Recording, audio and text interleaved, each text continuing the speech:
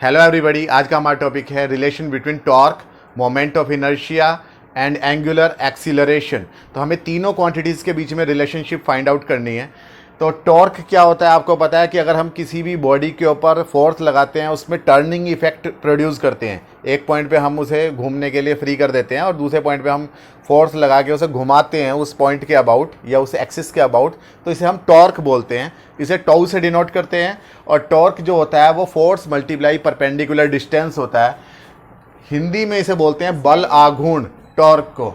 अगला हमारी चीज़ होती है moment of inertia. Moment of inertia जो होता है वो ये इस बात पे डिपेंड करता है कि मास जो है वो किसी एक्सिस से कितनी डिस्टेंस पे डिस्ट्रीब्यूटेड है, और मोमेंट ऑफ इनर्शिया जो होता है वो इस बात को डिसाइड करता है कि वो बॉडी अपनी पोजीशन ऑफ रेस्ट या पोजीशन ऑफ रोटेशनल मोशन में चेंज का कितना अपोज करती है।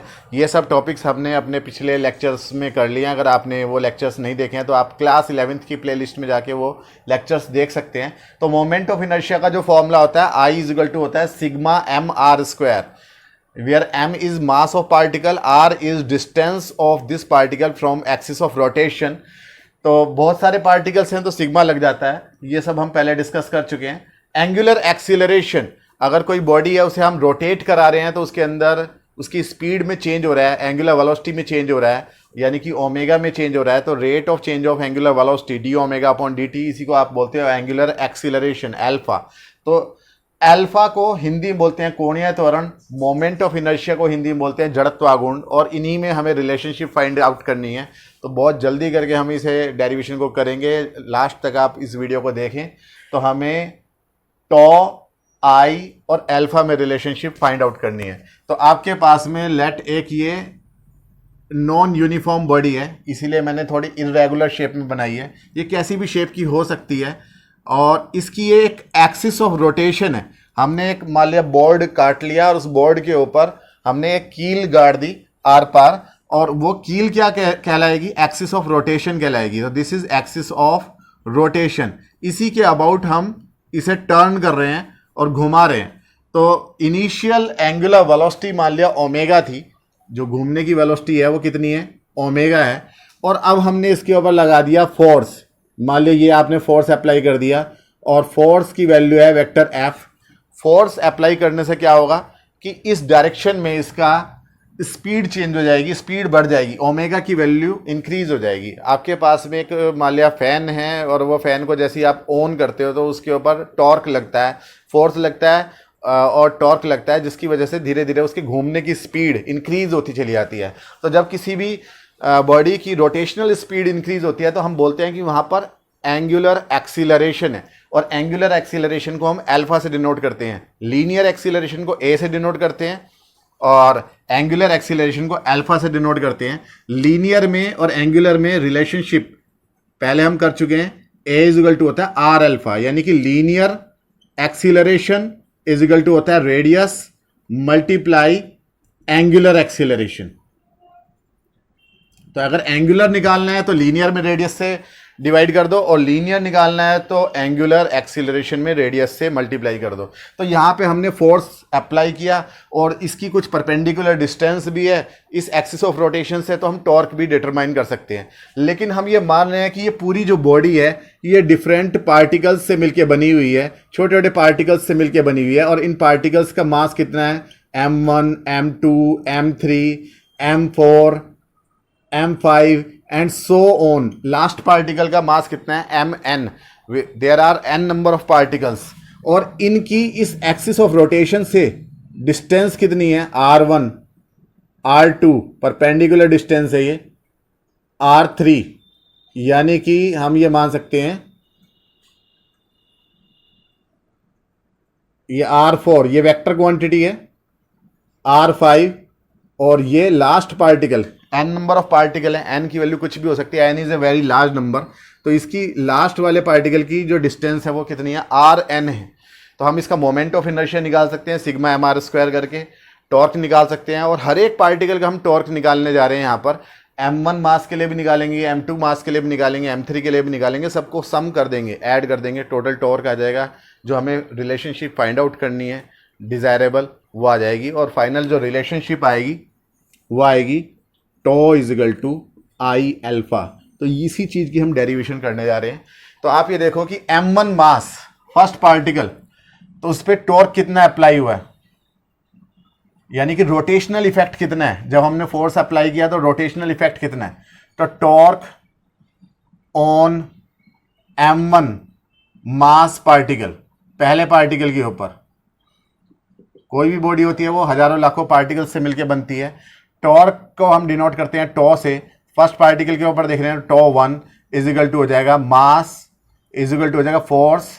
इस पार्टिकल के ऊपर कितना फोर्स अप्लाई हो रहा है, ये जो कैपिटल एफ फोर्स है ये सारे पार्टिकल्स में डिस्ट्रीब्यूट हो गया है, एन नंबर ऑफ पार्टिकल्स हैं, तो सबको थोड़ा थोड़ा फोर्स मिला है जिसकी वजह से सब टर्न कर रहे हैं। तो इसके ऊपर इस फोर्स का कितना पार्ट इसके अंदर गया है, मान लिया हमने F1 पार्ट किया है, F1 फोर्स इस ओनली m1 मास के ऊपर अप्लाई हो रहा है। सबका एक्सीलरेशन सेम होगा क्योंकि सभी सेम स्पीड से घूमेंगे, एंगुलर वेलोसिटी सबकी फाइनल भी सेम हो जाएगी और इनिशियल भी सेम है, तो इसलिए angular acceleration alpha will be same for all particles, but force and torque and mass and position vector R1 R2 ये सभी जो हैं वो अलग अलग हैं, सभी पार्टिकल्स के लिए अलग अलग हैं। तो फर्स्ट पार्टिकल के ऊपर देख रहे हैं टॉर्क जो है वैसे एक वेक्टर क्वांटिटी है, अगर वेक्टर की टर्म में लिखेंगे तो टॉ के ऊपर वेक्टर लगाएंगे इज इक्वल टू होता है vector R cross vector F, फिर वहाँ क्रॉस प्रोडक्ट में साइन थीटा आ जाता है, फिर वहाँ एंगल देखना पड़ता है। हम यहाँ पर ये साइन थीटा वगैरह नहीं ले रहे हैं, हम यहाँ पर देख रहे हैं कि परपेंडिकुलर डिस्टेंस है, परपेंडिकुलर डिस्टेंस है तो साइन 90 की वैल्यू कितनी हो जाती है 1, साइन 90 की वैल्यू 1, यानी कि सीधा सीधा हम लिख सकते हैं torque is equal to force multiply perpendicular distance. तो पहले पार्टिकल m1 मास के ऊपर कितना फोर्स अप्लाई हो रहा है F1, इसकी परपेंडिकुलर डिस्टेंस कितनी है R1, तो tau 1 is equal to F1 R1। According to Newton's second law of motion force is equal to mass into acceleration, तो इस पार्टिकल के ऊपर जो फोर्स लगेगा F1 की वैल्यू वो कितनी होगी m1 A1, where A1 is linear acceleration, ठीक है, यानी कि ये लीनियर वाला एक्सीलरेशन है A1। R1 की वैल्यू यहाँ पे है ही है, बट लीनियर एक्सीलरेशन और एंगुलर एक्सीलरेशन में क्या रिलेशनशिप थी, linear acceleration was radius multiply angular acceleration, A is equal to R alpha. तो हम यहाँ पर ए की वैल्यू रख देंगे, तो ए की वैल्यू जब हम रखेंगे, ए की जगह हम रखेंगे R1 alpha, A1 is equal to R1 alpha into R1, R1 की मल्टीप्लाई R1 में हो जाएगी, तो ये हो जाएगा M1 R1 square alpha. Alpha की जगह अल्फा 1 अल्फा 2 नहीं आएगा, सारे पार्टिकल्स के लिए एंगुलर वाले जो टर्म्स होते हैं वो सभी सेम होते हैं, कोई भी रोटेशनल मोशन हो, angular velocity will be same for all particles, angular acceleration will be same for all particles. तो एंगुलर वाला टर्म अल्फा सेम है इसलिए अल्फा 1 अल्फा 2 नहीं आया। इसी तरह से सेकेंड पार्टिकल m2 मास के ऊपर जो टॉर्क लगेगा वो हो जाएगा tau 2 is equal to, mass change हो जाएगा m2, पोजीशन वेक्टर चेंज हो जाएगा R2 स्क्वायर और अल्फा की जगह अल्फा ही रहेगा। और इसी तरह से टॉ 3 निकालेंगे and so on. Last particle जो mn मास है इसके ऊपर हम टॉर्क देखेंगे, इसका टॉर्क देखेंगे mn Rn स्क्वायर अल्फा। तो सभी को हम सम कर देंगे जितनी भी इक्वेशंस बनेगी, तो टोटल टॉर्क हमारे को पता चल जाएगा, और जो टोटल टॉर्क आएगा टो इज इक्वल टू आ जाएगा tau 1 plus tau 2 plus tau 3 and up to tau n।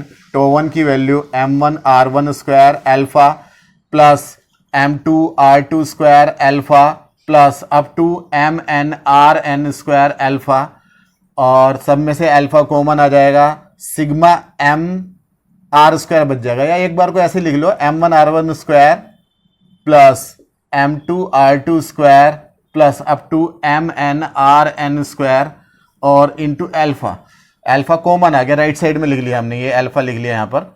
तो आप ये देखो ये सिग्मा mr स्क्वायर है, पहले पार्टिकल का मोमेंट ऑफ इनर्शिया, दूसरे का और लास्ट वाले का, तो ये हो जाएगा सिग्मा mr स्क्वायर, और सिग्मा mr स्क्वायर इस पूरी बॉडी का मोमेंट ऑफ इनर्शिया होता है। तो पूरी बॉडी के मोमेंट ऑफ इनर्शिया को आई से डिनोट करते हैं, तो टॉर्क इज इक्वल टू हो जाएगा आई अल्फा। तो हमारी ये जो रिलेशनशिप थी desirable, tau is equal to I alpha, यानी कि torque is equal to moment of inertia multiply angular acceleration, ये प्रूव हो गई है। हिंदी में बोले तो बल आघूर्ण बराबर जड़त्वाघूर्ण गुणा कोणीय त्वरण, ये सिद्ध हो गया है। तो उम्मीद है कि आपको समझ में आया होगा। एक दो बातें यहाँ से पता चलती हैं कि अगर हम आई की वैल्यू को इंक्रीज कर दें, इस बॉडी का मास जो है वो ज़्यादा डिस्टेंस पे डिस्ट्रीब्यूटेड कर दें, मास तो इतना ही रहे और लेकिन R1 R2 R3 सबकी वैल्यू इंक्रीज हो जाए, यानी इसका मोमेंट ऑफ इनर्शिया इंक्रीज हो जाए, तो उसे घुमाने के लिए ज़्यादा टॉर्क अप्लाई करना पड़ेगा। If I is increased then torque will also increase. For example आपके पास में एक साइकिल का पहिया है, तो उसका सारा मास उसके रिम पर डिस्ट्रीब्यूटेड होता है, सारा का सारा जो मास होता है वो ज़्यादातर उसके रिम पर होता है, और यहाँ तो बिल्कुल बीच में स्पोक्स होते हैं और इनका मास नेग्लिजिबल होता है, तो ज़्यादातर मास यहाँ पर है, ज़्यादा डिस्टेंस पे है, आर की वैल्यू ज़्यादा है, तो इसका मोमेंट ऑफ इनर्शिया आई जो होता है वो ग्रेटर होता है, बड़ा होता है। अगर हम इस मास को यहीं यूनिफॉर्मली डिस्ट्रीब्यूटेड कर दें और पहिया ऐसा बना दें कि इस तरीके का सब जगह सेम मास होता, तो ये moment of inertia I dash है और यहाँ पे मोमेंट ऑफ इनर्शिया आई है।